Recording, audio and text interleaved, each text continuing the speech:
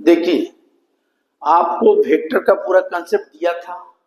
हम बोले थे 2-3 क्लास आपको सिर्फ प्रॉब्लम बताएंगे।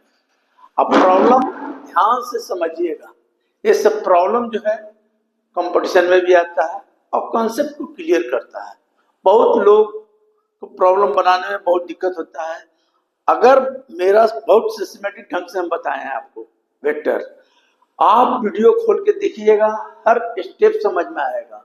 और आज अभी जो प्रॉब्लम बता रहे हैं, मान लीजिए किसी तरह का शंका होगा तो आप इसको मतलब आपका शंका यहाँ पर निदान हो जाएगा। लेकिन माने you are attentive about the problem solving the vector. अब कहता है कि ऐसा प्रॉब्लम दे दिया है, एक्स एक्सिस है, ई ओ से ए दिया हुआ है 5 मीटर दिया हुआ है, ओ सी दिया हुआ है, ओ भी दिया हुआ है, ए कुछ दिया हुआ नहीं है, क्वेश्चन में कुछ दिया हुआ नहीं है, समझे? प्रॉब्लम में कुछ दिया हुआ नहीं है, खाली कह रहा है the sum of the 3 vector is 0। तीनों वेक्टर का जो सम है वो 0 है क्वेश्चन में। तो find the magnitude of the OB and OC. OB और ओसी का मैग्नीट्यूड निकालना है। तो देखिए, रिजल्टेंट नहीं निकालना है। रिजल्टेंट निकालने के लिए उस दिन हम पिछले क्लास में हम आपको बताए थे, हमको सिर्फ मैग्नीट्यूड निकालना है। लेकिन दिया हुआ है कि sum of the 3 vector is 0, माने तीनों का जोड़ जो होगा वो 0 होगा।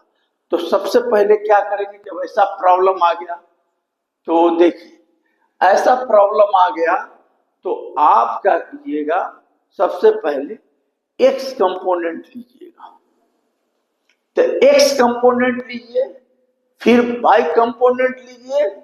अगर रिजल्टेंट कहता है तो एक्स कंपोनेंट और वाई कंपोनेंट, देखिए फॉर्मूला हम बताए थे आपको कि r equal to x i plus y z रहेगा, तो रिजल्टेंट निकलेगा ऐसे, ठीक है।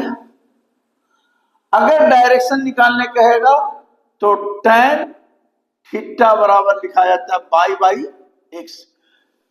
ये जो निकालते हैं इससे डायरेक्शन निकलता है। अभी हमको इस क्वेश्चन में ना डायरेक्शन बोल रहा है और ना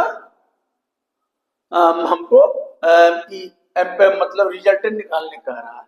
हमको निकालने कह रहा है find the magnitude of OB और ओसी। ओबी और ओसी निकालिए। तो पहले क्या कीजिए, एक्स कंपोनेंट निकालिए।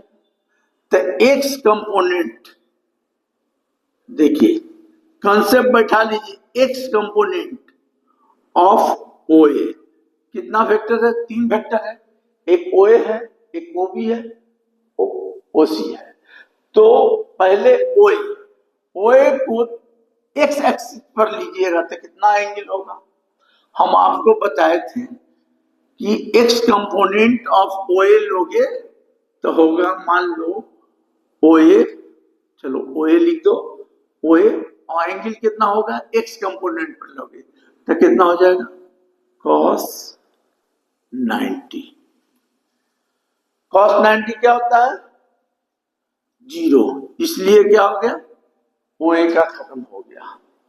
अब देखिए, x component of O B लोगे, एक्स कंपोनेंट इसी लाइन पर रह जाएगा तो क्या लिखोगे?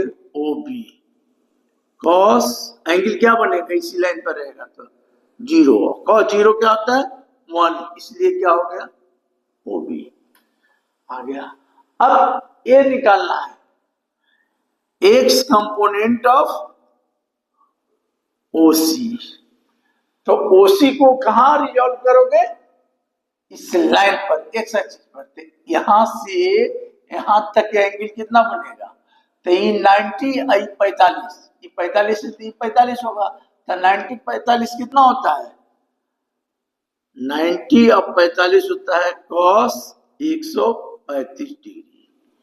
अब 135 एक्स कंपोनेंट मेरा निकल गया, तो ये भी देख लेते हैं बाजू में cos 135 डिग्री कैसे निकलता है। तो देखिए, 90 प्लस 45 कर दीजिए, ठीक है। तो देखिए, इसमें अगर ट्रिग्नोमेट्री पढ़े हैं, इसीलिए बोलते हैं, इसे भी याद रख ले रहिएगा। इसमें क्या होता है, ऑल पॉजिटिव, इस sine positive, tan positive, cos positive. अब 90 है प्लस 45, 90 प्लस 45, 90 इस लाइन तक, 45 इसमें आ जाएगा, तो इसमें सिर्फ साइन पॉजिटिव होता है, बाकी सब निगेटिव होता है। तो 90 में सीधे उलट दीजिएगा, 90 और 270 में cos रहेगा तो साइन हो जाएगा, और 180 और 360 में cos रहेगा तो cos से लिखाएगा। इसको हम लोग क्या करते हैं, cos। तो 90 है तो इसको बदल दीजिए साइन, थीटा, थीटा के जगह लिख दीजिए 45 डिग्री।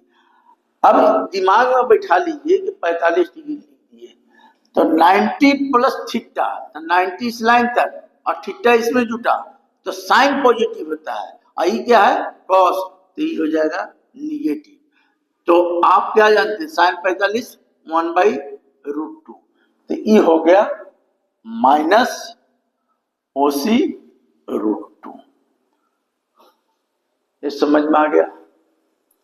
देखिए ये सब चीज जानना जरूरी है, इसलिए अब एक्स कंपोनेंट हमने निकाल दिया, उसी तरह वाई कंपोनेंट निकाल दीजिए। तो देखिए वाई कंपोनेंट कैसे निकालिएगा, तो वाई कंपोनेंट निकालिएगा वाई, ठीक है। अब बताइए कि वाई कंपोनेंट ऑफ OA निकालेंगे तो क्या होगा, OA को वाई कंपोनेंट पर लोगे तो कितना हो जाएगा, OA एंगल कितना होगा, cos 180, कितना होगा OA, इसको बाई कंपोनेंट पूरा लोगे तो पूरा एंगल घूम जाएगा 180। अब तुम बताओ बाई कंपोनेंट लिया तो cos 180 कितना होता है, हमको तो मालूम है -1 होता है, तो क्या कर देंगे OA। अब OB का बाई कंपोनेंट क्या होगा, ये हो गया OA का, ये OB का, तो ये कितना होगा 90 डिग्री, तो OB इंटू cos 90 कितना हो गया 0, cos 90 0, ये भी हो गया। अब OC का निकालते हैं, OC का निकलेगा y कंपोनेंट, ये 45 से 3 कितना हो जाएगा 45, तो OC बराबर क्या हो जाएगा, OC cos 45 कितना होगा, तो OC 45 क्या होता है √2, 1/√2, ये आ गया। तो x कंपोनेंट और y कंपोनेंट मेरा निकल गया, x कंपोनेंट और y कंपोनेंट मेरा निकल गया। रिजल्टेंट तो निकालने नहीं कहता था, लेकिन कहता था कि sum of the 3 vector is 0, sum of the 3 vector, तीनों वेक्टर जो है 0 होगा। तो आप ऐसा कर दीजिए, इस कंपोनेंट में क्या होगा, x कंपोनेंट 0, तो ये तो 0 है, तो लिख सकते हैं OB, सम का मतलब OB plus OC equal to, ये तो 0 है तो 0 आ जाएगा, तो यहां क्या होगा OB minus OC √2 equal to 0, तो OB इक्वल टू क्या हो गया OC√2, इधर तो आ गया। एक इक्वेशन इसको लिख लीजिए, दूसरा यहां कीजिए, तो दूसरा इसमें क्या कीजिएगा, इसका भी वही हाल होगा, तो इसमें आप कीजिएगा -OA plus 0 plus OC √2 equal to 0, sum 0 है, तो यहां भी क्या हो जाएगा OA बराबर क्या आ गया OC√2। अब यहां से देखिए, आप जानते हैं कि OA इक्वल टू दिया हुआ है, OA इक्वल टू 5 मीटर दिया हुआ है, OA इक्वल टू 5 मीटर दिया हुआ है, तो ये 5 मीटर हो गया OC बाई √2, तब OC बराबर क्या हो गया 5√2।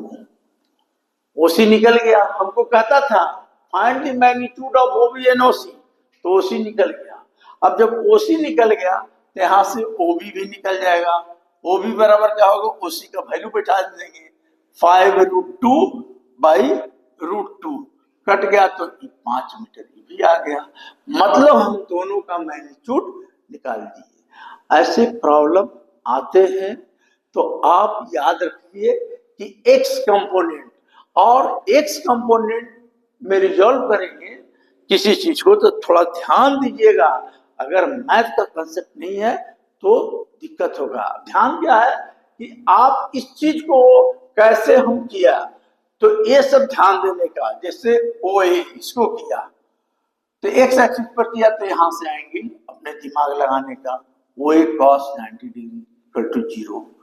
OB इसी लाइन पर रहेगा तो इस लाइन पर एंगल कितना बनेगा 0 डिग्री, तो 0 डिग्री लिया। अब रही इसको रिजॉल्व करना है इधर, तो यहां से घुमा के लाओगे इधर, देखो यहां से लेके घुमा के लाओगे इस पर एक्स एक्सिस पर, तो ये एंगल 45 और 90 तो हो जाएगा 135। 135 का वैल्यू हम लोग ऐसे निकाल दिए। इसी तरह पाई कंपोनेंट किया हमने, तो पाई कंपोनेंट भी निकाल दिया। यहाँ क्वेश्चन में कह रहा था कि the sum of the three vector is 0, माने सम 0 है, तो एक्स कंपोनेंट को 0 किए, वाई कंपोनेंट को 0 कर दिए और वैल्यू निकाल लिए, क्योंकि हमको मैग्नीट्यूड निकालना था। अगर इसी क्वेश्चन में कह देता कि रिजल्टेंट निकालिए, तब हम क्या करते हैं, देखो ये पर हम बतला दें, रिजल्टेंट कह रहा था तो एक्स कंपोनेंट को एक साथ कर लेते, वाई कंपोनेंट को एक साथ कर लेते और लगा देते आर बराबर एक्स प्लस वाई और उससे रिजल्टेंट निकाल लेते। समझे? तो एक क्वेश्चन हो गया। अब देखिए ये सब दिमाग में कंसेप्ट रखिएगा। देखिए मिटाते हैं। अब देखिए दूसरा क्वेश्चन बताते हैं आपको। अब दूसरा क्वेश्चन क्या है,